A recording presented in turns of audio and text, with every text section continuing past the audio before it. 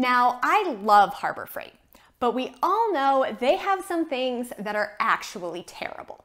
So today, I'm talking about 5 things that I learned the hard way you're better off without. So first up, we've got the Drill Master Drill Driver. This thing sucks. If for no other reason than if you ever chop off your thumb, you're not going to be able to work it because the chuck takes 2 hands to work. Hopefully that won't happen though, and then your bigger issue is the battery. Now the problem with this battery is that it's one of those old-fashioned ones that you have to take off the charger as soon as it's done charging or else it overcharges and bad things happen. And I don't know about you, but I'm not going to remember to take it off the charger. That's annoying. I don't want to deal with that. And it's also a giant pain if your battery dies in the middle of the project and then you have to wait 5 hours for your battery to charge. And guess what? This thing is going to die because it doesn't hold that much charge.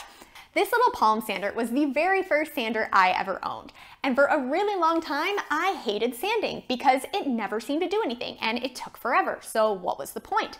And then one day, that sander just died on me because that's what Harbor Freight things do. And so I went and got a nicer sander instead. And who knew? Nicer sanders actually take off wood.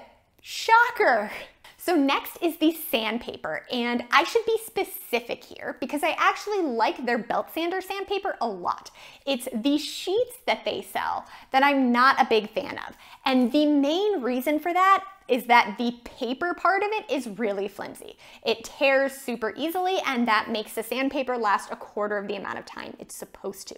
If you're wondering about the orbital sander hook and loop sandpaper, I've never actually tried that because there are better deals on Amazon, and I've been really happy with what I purchased there. So number 4 is the Multimeter, which actually used to be a regular freebie, and at free, it's great.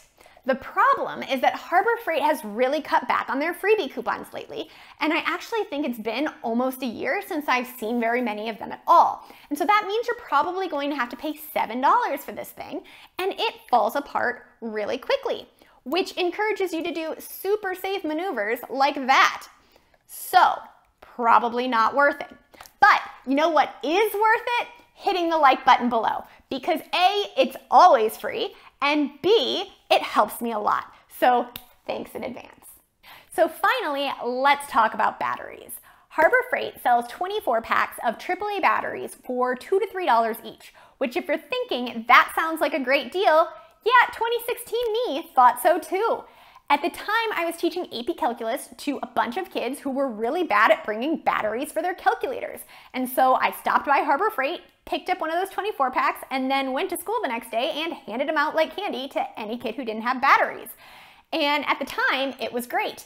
Until 6 months later when they had to return their calculators to the school, and we got back a bunch of calculators that no longer worked because the cheapo Harbor Freight batteries had leaked all over everything.